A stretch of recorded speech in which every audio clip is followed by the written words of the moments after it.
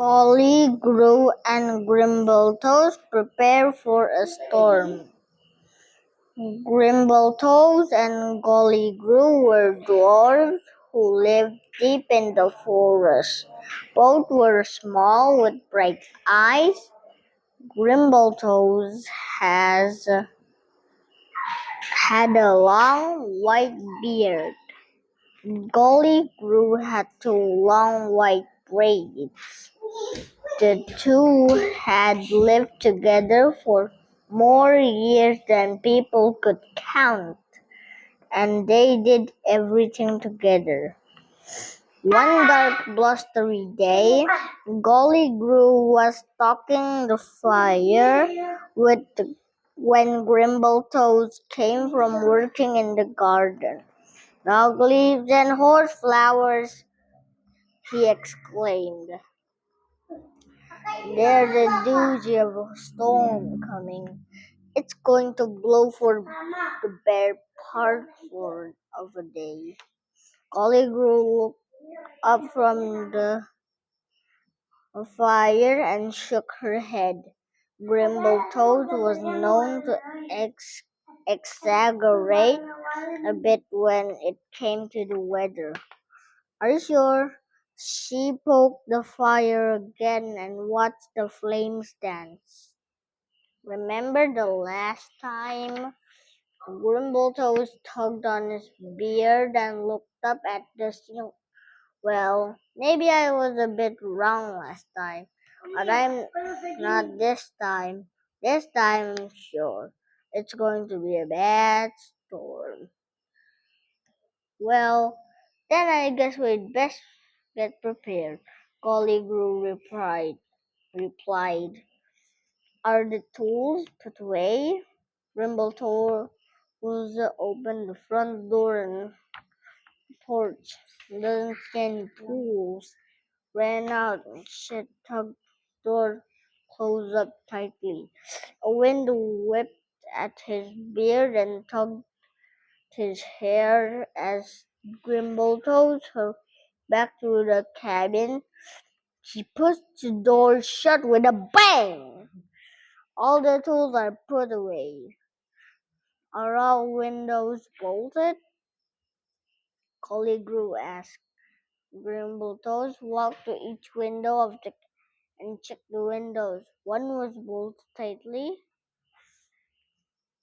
but the other two were open to let in the summer breeze. Grimbletoes closed them. All the windows are bolted. Golly Grue thought for a moment.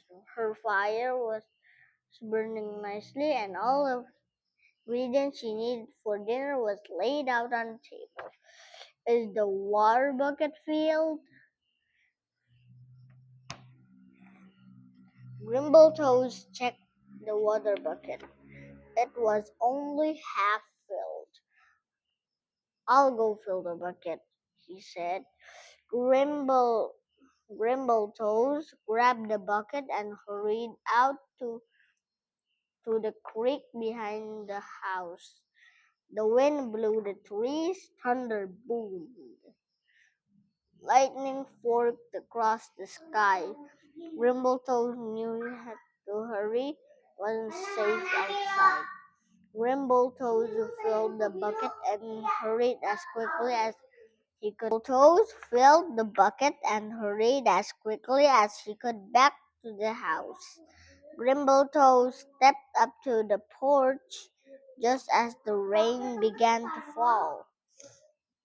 It beat against the leaves. It pounded the ground. It banged against the roof. Grimbletoes' heart raced. He carried the bucket inside. The bucket is full.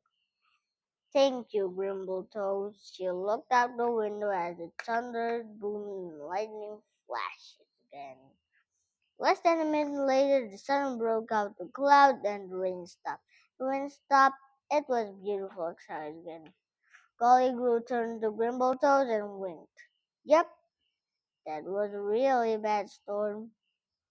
Hmm. Grimbletoes looked out the window. Well, dog lives in horse flowers.